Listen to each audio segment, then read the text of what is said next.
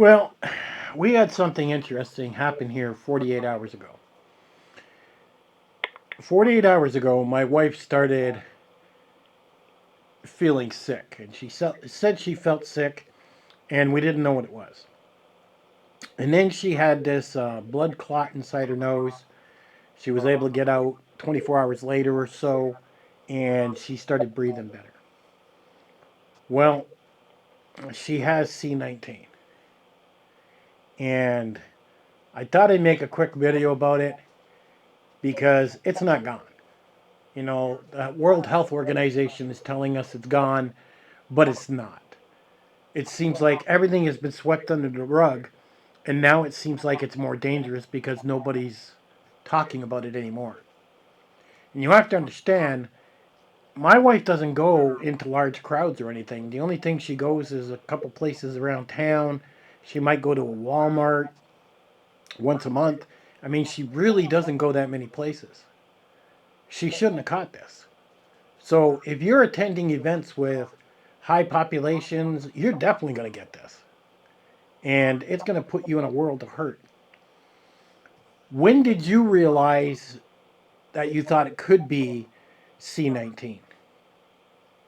When the blood clot came out, I knew it wasn't like a normal sickness.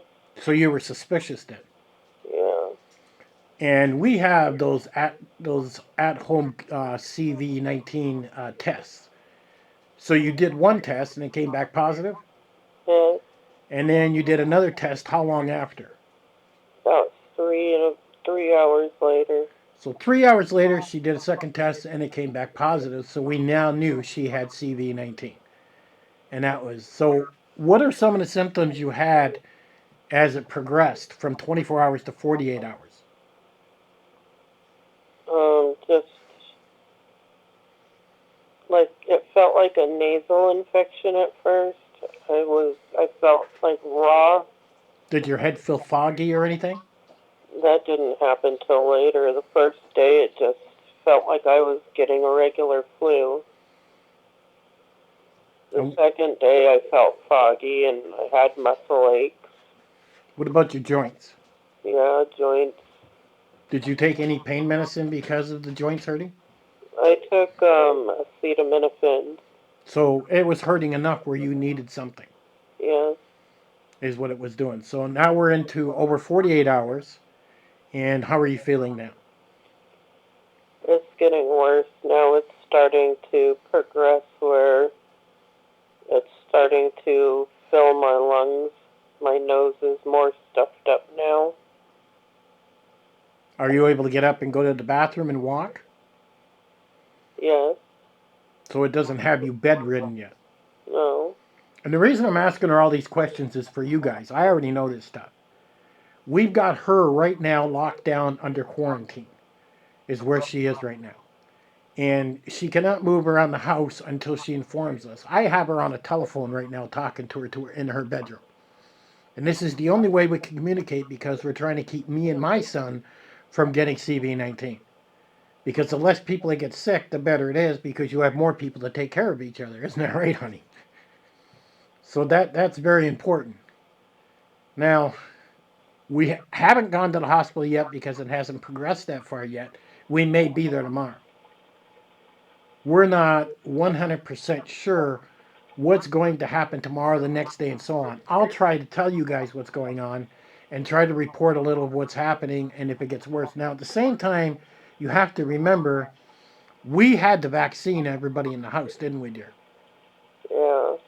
And what would you say? When was that?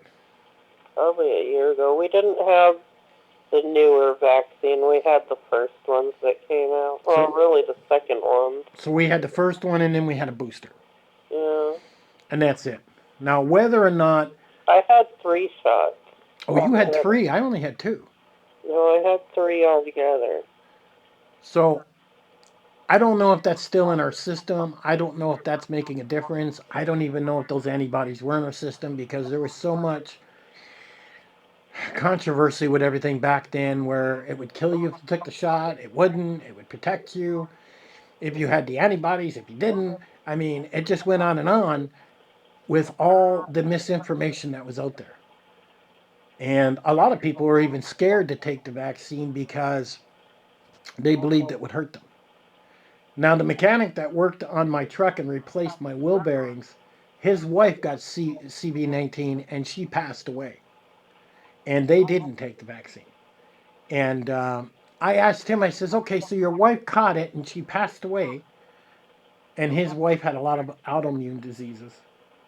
And I asked him, so did you take it then? He says, no, I was too scared still. So even with all the propaganda, he still didn't take it, even though his own wife died.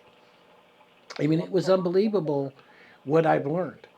And you have to understand, we're in a small town of maybe 1,200 people. So can you imagine? Here we are. My wife caught it. We got her in quarantine. We're keeping a close eye on her. We got her on fluids. She's getting lots of rest.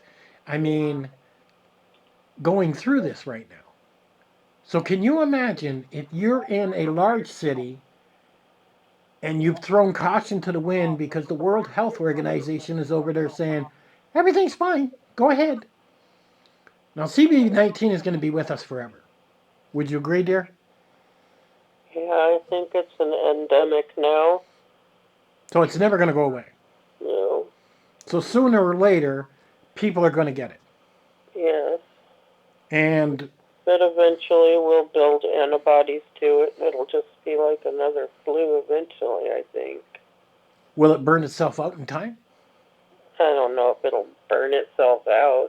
Well, if everybody keeps catching CV19 and the antibodies keep building every time they catch it, wouldn't that make us stronger to the point to where CV19 would now be useless? It might. But it also mutates, right? Yeah. So we got the problem of it always mutating and our antibodies trying to keep up to it all the time. It's like we're going in circles. It seems like what is going on. So this, I thought you might find an interesting video. I hope you appreciate my wife getting on here and talking a little bit. But we've definitely got everything set up in the way of quarantine. We've always had it set up that way. I'm surprised one of us caught it because we haven't caught it for over 2 years, have we? The whole time it went on, we never caught the CV19 whatsoever. This is really weird that she caught it now, especially when it's near the tail end of it. It was the last thing you expected, didn't you? I didn't expect it. So we wouldn't have even known if we didn't have the CV19 at-home tests. We have quite a few of them here.